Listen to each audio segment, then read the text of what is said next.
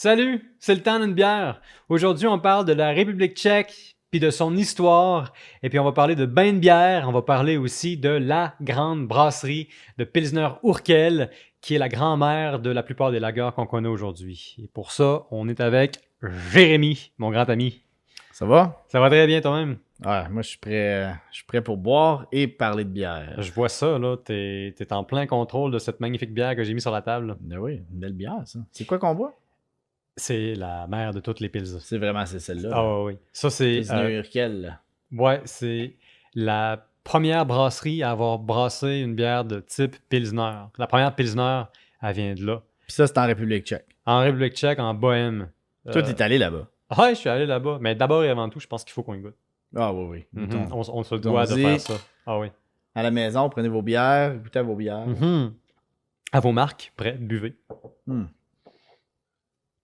Oui. C'est la première pils. C'est ça qui fait l'attrait de la bière. Et puis, on boit ça dans des flûtes. Mhm. Donc, ça, c'est quelque chose que je m'assure de faire pour mes amis qui sont des brasseurs, qui font ça depuis des dizaines d'années pour pas qu'il y ait un arrêt cardiaque. On verse pas ça dans n'importe quel verre. On verse ça dans une espèce de flûte pour s'assurer qu'on a tous les arômes qu'on peut aller chercher ici au tout début. Donc, on veut vraiment goûter, Puis, là. Ouais. Une petite chose importante, je me trompe pas, faut pas mettre d'orange là-dedans. Là. Non, tu mets rien. Non, non, non, non. Ouais, le T'ajoutes monde, rien. tu sais, tu vas au bar, puis là, ils te mettent un orange dans ta bière. Ouais.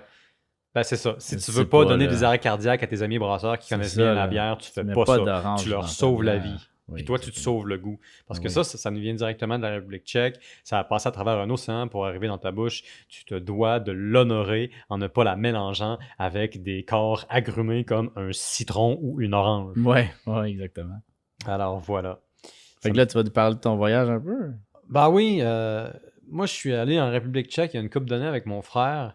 Et puis, il y a une chose qui m'a profondément marqué là-bas. C'est à quel point la bière est un aliment de tous les jours, à quel point c'est profondément intégré dans la vie de tout le monde. Je veux dire, il y a une très vieille expression là-bas en République tchèque qui fait que la bière, c'est littéralement du pain liquide. C'est même pas une farce, c'est considéré comme étant presque vrai. La République tchèque, c'est l'endroit au monde où est-ce qu'il y a le plus de consommation de bière par tête de pipe. Je pense qu'aux dernières nouvelles, c'était à peu près 140 litres par personne par année. C'est énorme, c'est extraordinaire. Je veux dire, quand tu rentres dans un bar, en général, on ne te pose pas la question. Si tu viens de la place, si tu n'es pas un touriste, tu rentres dans un bar, on prend pour acquis que tu vas consommer de la bière, donc on t'apporte une bière. Puis ça, c'est quand tu lèves ton pouce, c'est pour indiquer que oui, tu veux bel et bien confirmer que tu veux une bière. Ah ouais, tu Ça, fais juste, c'est boum, ouais, le pouce avec l'index, ça c'est 2 bières et ainsi de suite. 2 bières, 3 bières, Ouais. 4 bières. Ouais. Il faut cinq pas bières. faire le chiffre romain 5 ou 2 parce que ça mêle tout le monde. OK. Ça va vraiment mélanger tout le monde. Ah Faut pas non, faire ça. hein. Non, Fait qu'il non, faut y c'est aller pas une comme bonne ça. idée. Ouais. Non, Bière. ben oui, oui. Fait que c'est ça, je suis allé là-bas, puis je suis tombé en amour avec la ville. L'architecture est magnifique. Il y a un petit côté sombre, romantique, gothique. Le pont Charles, ça sonne peut-être un peu bon. Romantique, gothique. Oui, c'est un style d'architecture là, Ah qui ouais. date du 15, 16e Romantique, siècle. gothique. Ben, c'est des gros bâtiments historiques pointus, longs et étroits, avec plein de colombages, des grands toits en bardeaux rouges, des petites rues dallées un petit peu partout, puis de l'histoire tatouée sur chaque pierre. Je veux dire, moi, je suis un grand amateur d'histoire. Je pouvais pas m'empêcher d'essayer de regarder tout puis d'essayer de tout capter. Ouais, quand tu compares ça au Canada, là, c'est... Ben oui, il y a plus de, disons qu'il y a plus de choses. Il y a plus de rois, il y a plus de trahison, il y a plus de misère, il y a plus de peste, il y a plus d'épidémies, il y a plus de bière. Et puis, ben, c'est sûr que c'était pas le but là, de consommer juste de la bière en allant là-bas, mais ça a été une grande découverte parce que moi, j'avais jamais bu de Pilsner européenne avant. J'avais bu des lagers qui venaient d'Amérique du Nord, c'est-à-dire que j'ai acheté plusieurs 6-packs à plusieurs moments. Et puis, après ça, je suis tombé dans les ales, puis je suis devenu un esclave de la IPA. Bon, ça, c'est arrivé. Alors moi, je suis allé en République tchèque, je vais à Prague avec mon frère, et là, je retourne, on dirait, dans une autre époque. J'ai non seulement vu de la bonne bière, et j'ai bu de la bonne bière, mais je me suis littéralement baigné dans de la bière. Tu t'es baigné dans de la bière. Ouais, j'ai fait un bain de bière. Un bain de bière. Je savais même pas que ça existait. Puis c'est littéralement ce que tu penses, là. Ouais. C'est de la bière dans laquelle tu te baignes. Je veux dire, je peux pas mieux l'expliquer que ça. Fait que quand t'arrives là-bas, le bain, tu déjà coulé ou t'arrives, il te coule le bain, tu te coules ton propre bain? Comment ça marche? D'après ce que je sais, il y a comme 2 façons de faire ça. Soit tu prends de la bière, puis t'enlèves l'alcool puis le dioxyde de carbone, Puis là, tu vas dedans. Donc, ça exige une brasserie industrielle qui est capable d'avoir tout ça. Ou alors, tu prends de l'eau dans lequel tu as des restants de bière, mettons des restants de brassage, dans lequel il y a du houblon, de la levure, puis toutes sortes d'herbes aromatiques. Donc, nous, c'était ça. On avait de l'eau chaude, puis on avait des kilos et des kilos de houblon, d'herbes aromatiques, de malt, puis surtout de levure. Puis toutes ces affaires-là, séparément, ont des effets apparemment bénéfiques pour le corps. Mais ça, on va y revenir. Puis là, je veux dire, quand t'arrives là-bas, là, est-ce qu'il te coule un bain chaud, puis il dompe des affaires dedans, puis là, ça crée une bière? Il fait ça devant toi, là. Vraiment, OK, c'est ça. Ça crée pas une bière. Ça crée de l'eau dans laquelle il y a des ingrédients qu'on mettrait dans une bière normalement. C'est ça. Mais disons, tu te fais pas fermenter le corps là, pendant des mois, puis tu deviens pas une bière après. Mais aussi, c'est pas la bière qu'on boirait nécessairement. Là. Tu veux pas boire cette eau-là non. Dans ton bain. Là. C'est pas recommandé. Non, d'ailleurs, tu as d'autres choses à boire. Puis ça, c'est le summum. C'est le summum, vraiment. Oui, tu as un bar à bière, à même le bain de bière. OK. Dans ton bain de bière... T'as ta propre tape, là. T'as un manche. Oui. Il y a un fût là-dedans. Donc, tu bois, tu verses ta propre bière. Et quand tu rentres, là, on te montre la pièce. Moi, je suis allé à Prague dans le Beer Spa de Saint-Bernard. Le Beer Spa. Oui, c'est littéralement ça, Beer Spa, qui appartient à la brasserie de Saint-Bernard. C'est ça, dans un vieux cellier, un bâtiment qui a au moins 1000 ans. Donc, tu as comme une espèce de grande voûte de pierre au-dessus de toi. Puis là... le maître d'hôtel, on va appeler ça comme ça, je suppose. OK, ouais. Donc, il est introduit dans ton cellier, dans lequel il y a 2 grands bains. Et puis, là, tu t'installes là-dedans et il met tous les ingrédients de la bière. Puis là, il te donne les règles, il te donne les avertissements. C'est là que ça devient vraiment drôle. Il dit, il y a une cloche. La cloche, ça sert à 2 choses. La première raison de sonner la cloche, c'est si vous avez un malaise. Donc, si vous ne vous sentez pas bien, vous sonnez la cloche. Mais encore plus important... C'est là où je suis parti à rire. Encore plus important, s'il manque de bière dans votre robinet. Et là, il nous regarde, il fait une pause dramatique. Là. On s'entend que lui, il a peur de se faire poursuivre en cours. Mais pas si on a un malaise. Jamais de bière. Oui, puis c'est écrit d'ailleurs dans leur brochure. Vous avez un accès illimité à la bière. Il y a comme 10 bonnes raisons d'aller au Beer Spa sur leur site internet. Puis juste en dessous de tous les bienfaits du corps, ou en tout cas pour le corps, il y a la bière est illimitée. Puis après ça, bon, tu as un service de massage, puis pendant que tu attends, mettons, de te faire masser, là, tu as une autre bière. On te pose pas la question, voici une bière. Ça, je trouve ça fascinant. Dans le bain, là. Ouais. T'as-tu un maillot ou tu vas tout nu, genre? C'est toi qui décides. Surtout si t'es tout seul. Là-bas, c'est comme, on s'en fout un peu. Là. En Europe, les standards sont un peu différents, mais il y a des gens qui font ça en groupe, entre amis. Ah, ben oui. Je pense que la plupart du temps, ils font ça en maillot de bain, mais si tu es tout seul, ça dépend de toi. Là. On sait pas. Tu t'es déjà allé dans un sauna finlandais? Tu sais, ah oui. C'est très normal. Oh, oui, il y en a pour tous les goûts, pour toutes les... Oui. Bon, là, j'avais une question que j'ai oubliée. J'ai oublié ma question. Je pense que c'est le spa finlandais qui t'a mêlé un peu. J'ai trop de questions là-dessus. Là. Ça arrête pas, là, mais... Je sais, on baigne littéralement dans l'alcool. Il y a beaucoup de questions à poser. Pourquoi faire ça? Ça peut être mauvais, genre? J'ai cherché un peu là-dessus. Désinfectant, c'est quoi? On sait pas, là. Il y a des choses qui sont dans la bière qui sont bonnes aussi pour ta peau. Comme juste le houblon. C'est ça dessus. Je te recommande pas de le faire. D'abord, ça serait du gaspillage. Je te rappelle que c'est une bière qui vient de la grand-mère de toutes les brasseries de Pilsner. On lui doit du respect. Il faut la boire avec passion. Non, c'est clair. Et lui dire merci. Non, puis c'est intéressant de voir ça, le Beer Spa. Nous autres, en tout cas, moi, je n'ai jamais vu en vrai, là. Mais j'aimerais ça en voir, c'est sûr. Il n'y en a pas beaucoup en Amérique du Nord, vraiment pas. Je pense qu'il n'y en a pas au Québec, il y en a au moins un en Ontario. Puis je pense qu'il est assez récent. Il y en a un qui est ouvert en France, il y a peut-être maximum 10 ans. Il y en a quelques-uns dans les pays scandinaves. Il y en a au moins un, je pense, en Hollande, mais c'est rare. Puis une des raisons qui fait que c'est rare, c'est parce que c'est cher. Là. Il faut que tu payes un certain prix pour avoir... c'est assez cher, c'est comme 200 quelques piastres. Je pense qu'il faut prévoir entre 100 à 300 $. C'est une belle expérience, là. Tu te sens vraiment bien, tu relaxes à fond. Premièrement, c'est un bien, c'est un bain puis tu bois de la bière, mais en plus, tu ressens c'est vraiment... un bain chaud, mais pas trop chaud. Il y a de la chaleur. Non, température de bain normale. C'est pas un hot tub là, qui bouille. Là. Non, tu bouilles pas. Non. Non. On n'essaie pas de te pasteuriser la C'est chair. juste un bain chaud, Ouais. tu bois de la bière, fait Ouais. que ça tue probablement un peu plus vite. Ouais. Ben, tu sais, tu me demandais par rapport à ce qui n'est pas conseillé. Ben, définitivement, consommer de la bière, en général, quand tu es dans un bain, c'est pas conseillé. Pas conseillé. Non. Moi, je l'ai Puis- essayé. Puis, Ah oui, je l'ai ok. essayé quand j'étais jeune. On était allé à Tremblant, Ah, ok. dans un centre de ski. Ouais. Puis on restait à un hôtel avec un gros hot tub piscine. Puis là, on a c'est décidé dangereux, de ça. boire tu sais, une caisse de 12 à 2, là, tu sais. Ouf. Canettes, là, des petites Mhm. canettes. Mais tu sais, on ne savait pas.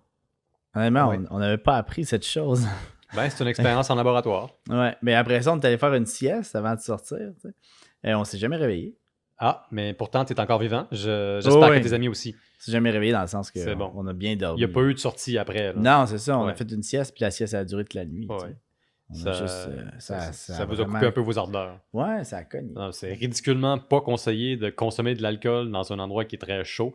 Tu es complètement déshydraté. Plus tu bois d'alcool, plus tu es déshydraté. Mais plus c'est tu ça que manques ça d'eau. arrive un peu au beer spa? Ou? Ben, c'est pas recommandé en général de boire de l'alcool, mais il y a d'autres choses qui arrivent juste à cause des bienfaits, mettons, des différents ingrédients de la bière. Mettons, le houblon. Ben, le houblon, c'est antiseptique, c'est antibactérien. Et puis, juste ça, c'est très bon pour la peau. Il y a des propriétés exfoliantes, notamment. C'est un peu ça qu'ils t'ont vendu au beer spa. Là. On dit, Ben, il n'y a va pas être beaucoup bon de pour recherches ta là-dessus, peau. fait que c'est difficile de vérifier. Ouais. On dit ça dans... Moi, j'ai comme 2 sources là-dessus. Plein de forums de gens qui essayent de détruire le concept de bienfaits de la santé. OK. Puis après ça, ben évidemment, les brochures de, de Spa de la bière dans lesquelles on parle surtout de vitamine B. OK. Ben ça, je pense pas que ce soit faux. Vitamine là. B, genre vitamine bière. C'est pas c'est pas B pour bière, c'est B pour d'autres choses, mais franchement, j'y connais presque rien. Et tout ce que je peux te dire, c'est que en général, dans les bières de type ale, donc pas ce type-là, parce que c'est de la lager, tu as de la vitamine B. Je pense que c'est produit par l'action de la levure, mais je suis vraiment pas sûr. Mais grosso modo, c'est aussi bon pour ta peau que ça le serait, mettons, pour le dedans de ton corps. Après ça aussi, il y a d'autres herbes qu'on peut rajouter à ça, comme par exemple de l'aubépine, qui a un paquet de propriétés qui sont très bonnes pour la santé. Je pense que le houblon aussi est antioxydant, mais vraiment, je suis pas sûr. Tout ce que je sais, c'est que c'est toutes sortes d'herbes qui peuvent avoir des effets très bons, mais aussi ça sent très bon. Là. Moi, j'aime beaucoup l'idée du bain de bière, là, puis Mhm. du beer spa. Moi, j'avais pas besoin de te convaincre. Là. Toi, Non, je pense non, que moi, t'avais. moi, Moi, je j'étais t'ai dit déjà- bain de bière et tu t'es Moi, dit, s'il y en je ne avait- l'écoute plus, j'y vais. S'il y en a un ici, pas loin, Ouais. je suis là demain, là, tu sais. Mhm. La bière, fait que quand t'allais là-bas, tu payais, je sais pas moi, 200, 300 piastres, c'est quand même assez cher. Ben, faut s'attendre que ça va coûter au moins dans les 3 chiffres. Ou comme, je pense que j'avais regardé, c'était comme 175 €, là, ou quelque chose Ah, comme ok. Ouais. ça. Est-ce que ça inclut la bière, ça? Comme Oui. à l'infini, genre? Ben, dans l'endroit où est-ce que je Ouais. suis allé, oui. Je sais pas pour les autres C'était places. combien de temps? 1 heure, genre? T'en avais pour au moins 2 heures, 2 heures et demie. OK. Ah, oui. Je figure, en 2 heures, 2 heures et demie, tu peux boire... Ben, tu peux pas boire tant que ça, là. Ben, c'est recommandé de pas trop boire. C'est ça. Moi, j'en dis pas plus que C'est- ça, là. C'est recommandé de pas trop boire, tu sais. Oui, non. Ouais, venez dans nos bains de bière. Ben L'affût est illimité, mais buvez pas trop. Ben, écoute, on est en République tchèque, là. Hein. On parle d'un spa en particulier où est-ce que je suis allé, où est-ce que c'est normal de consommer, ben, des bières en général. Je te rappelle que la République tchèque, c'est le premier consommateur par tête de pipe de bière. Puis ça, C'est c'est parce ça. que c'est un pays avec une extrêmement vieille tradition brassicole. Les autres, ils savent comment boire. Et, ben, je pense qu'ils savent d'abord comment brasser. Puis après ça, je pense que c'est juste une très, très, très vieille tradition. La Bohème, c'est une partie de la République tchèque. C'est une des premières places qui a commencé à brasser de la bière en Europe à une échelle vraiment élevée. C'est aussi une des premières places qui a commencé à créer du houblon, à faire pousser du houblon, à utiliser du houblon et surtout à exporter du houblon. Ça, c'était à une époque où est-ce que brasser de la bière, c'est un peu tabou parce que au début, la chrétienté, l'Église chrétienne n'est pas vraiment d'accord avec le concept de boire de la bière.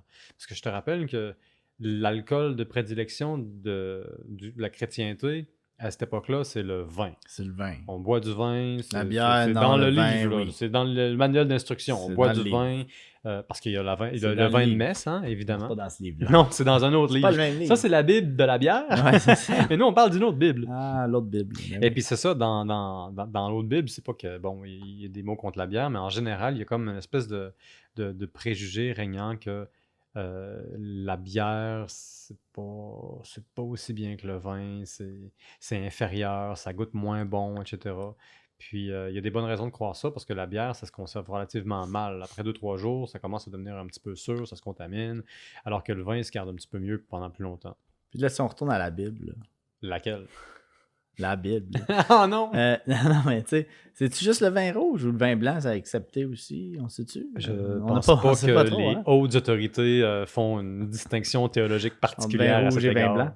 Il va falloir vérifier. Non, mais toujours est-il qu'en République tchèque, la bière s'installe très tôt comme étant un style de vie, comme étant une grande industrie. Euh, Il y a 2 rois en particulier qui vont vraiment défendre l'industrie locale, des rois de Bohême. Wenceslaus I, lui, là... Oui, essaie de dire ça. Wenceslaus I? Excellent, c'est Hein? pas si pire que ça. Essaye de l'écrire après ça. Non, merci. Fait que Wenceslaus I, Ouais. lui, là, il a un plan. Son plan, c'est d'encourager la culture du houblon et de décourager la culture du houblon dans d'autres pays pour qu'ils puissent continuer à exporter. Fait que lui, il va avoir la géniale idée de carrément interdire qu'on sorte des racines ou des boutures de houblon sous peine de mort. Donc, si toi, tu as envie de partir avec une racine à un moment donné, puis tu habites au 11e siècle en République tchèque, ou en tout cas en Bohême, parce que c'est le nom historiquement de la région, ben, je suis désolé, mais tu viens de te perdre tu perds ta tête. C'est-tu un peu comme... je sais que pour les vins, tu peux pas... faut que tu aies un permis pour, disons, avoir un vin international, pour faire pousser un raisin international. Faut que tu aies le permis... je sais pas, les vins connus dans le fond. C'est un peu comme ça, dans le fond. C'est comme ils mettaient des règles pour justement qu'il n'y ait personne d'autre qui... Il y avait des permis pour le brassage. Là, on est rendu à peu près au 12-13e siècle. Il y avait des permis pour le brassage, c'était vraiment pas donné à tout le monde. Puis en général, là, ces permis-là, ben, ils étaient réservés à des gens qui avaient des connexions, hein? Des gens qui étaient connus chez les grands puissants du monde. Donc, en République tchèque jusqu'au 16e siècle, par hasard, à cette époque-là, je parle surtout de la Bohême, c'est les grandes familles qui ont des droits de plusieurs centaines d'années déjà pour brasser de la bière. Puis à un moment donné, les paysans, les ouvriers, la classe moyenne commencent à protester. Ils sont très mécontents. Puis à un moment donné, il y a un nouveau traité, le traité de Wenceslaus, un autre Wenceslaus. Un autre? Oui, en 1517, qui lui dit, bon, ben, on enlève le monopole, tout le monde peut brasser. OK, ça c'est Wenceslaus II? C'est un autre Wenceslaus. On sait Ben là, il y a eu Wenceslaus I, lui c'est le gars qui a le numéro. Ben, il y a Wenceslaus I, lui c'est le gars de la peine de mort. Donc tu veux sortir des boutures puis des racines de houblon, on te coupe la tête. Là, il y a Wenceslaus II, lui, il fait quelque chose d'encore bien plus important pour l'histoire de la Bohême, qui va avoir des répercussions jusqu'en Bavière, jusqu'en Amérique du Nord. Es-tu prêt? Oui. OK. Lui, c'est Wenceslaus II. Oui. Ben, ce gars-là, ça va voir le pape et lui demande de lever un interdit que le pape Innocent IV avait mis sur la région de la Bohême contre la production d'alcool, contre la production de bière, pardon. Le pape, lui, un des papes, là, 200 ans plus tôt, avait dit « Moi, je veux pas que ça arrive. » Donc, ça n'arrivera pas. Il y a eu un décret. Le pape avait de l'autorité. Il était écouté. Et puis, pendant 200 ans, c'était comme interdit, mais c'était sûr que ça arrivait pareil parce qu'en général, l'autorité de l'Église jusqu'au 12e siècle est assez remise en question par à peu près tout le monde lorsque possible. Fait que grosso modo, Wenceslaus II, ça va voir le pape et lui dit « Ouais, ben finalement, pour nous, c'est une importante source de taxation. Puis, c'est mieux que de l'eau potable, etc. » Et puis, le pape lève l'interdit. Fait que ça, c'est 2 Wenceslaus qui sont particulièrement aimés par, disons, l'histoire des Tchèques telle que vue par les Tchèques. Surtout que Wenceslaus II, aujourd'hui, là, c'est un des patrons, au sens catholique du terme, de la bière. Il est considéré comme un saint, là. Ouais, pour en avoir tellement fait pour les gens de cette époque-là. C'est un saint patron de la bière. C'est un saint patron de la bière. Maintenant, essaye de dire ça. Saint Wenceslaus II. Attends, Saint Wenceslaus II. C'est ça. Ouais, c'est un test, tu ne l'as pas passé. Je pense que tu as besoin de gorgée. Ouais, je pense que oui. Prenez le temps de boire une petite gorgée à la maison. Ben oui. Et puis là, notre périple à travers la République tchèque continue avec ça. Là, il y a Wenceslaus II. Hein? Wenceslaus II, le saint. Après ça, il y a le traité de Wenceslaus. OK. Mais après ça va pas bien. Après ça pique du nez, ça va super mal. Parce que là, la Bohême passe à travers une série de crises et puis ça va détruire l'industrie brassicole. Tout le monde est à terre. La bière s'envenime. Ça commence à être vraiment, vraiment, vraiment mauvais. La bière est tellement mauvaise, dit-on, qu'on se met à la déverser dans les rues en 1838. Et puis là, c'est la bière de Bavière qui, elle, innove, qui est un petit peu plus fraîche, qui tient mieux la route, qui, elle, commence à envahir la République tchèque. Donc, la Bohème, qui exportait de la bière, là, qui exportait de la bière depuis très longtemps, se fait elle-même envahir par la Bavière, en tout cas par leur bière. Là, il y a une crise existentielle, les gens en Bohème se disent « Ben, coudonc, qu'est-ce qu'on fait? » Et puis, ils vont se mettre ensemble, ils vont se dire « Ben, OK, on va suivre le bateau, on va essayer d'aller voir qu'est-ce qui se fait de bien en Europe, et puis, ben, on va faire une nouvelle bière. » C'est ce qu'on fait. Donc, on crée une nouvelle association de burgers qui sont un peu les nobles de la place. Là. C'est des gens qui habitent dans la ville, c'est comme des des aristocrates. burgers, C'est pas des hamburgers, on les mange pas. Il n'y a pas de cannibalisme dans ok. notre podcast. Nous, on n'est vraiment pas en faveur du cannibalisme. C'est pas des choses qu'on aime. Effectivement, on Voilà. n'aime pas ça. On voulait préciser ça, là. Hein? C'était important. Je pense que c'est important. Pour les Donc, gens c'est qui ça. ont écouté plus longtemps que 5 minutes, ils vont se rendre là.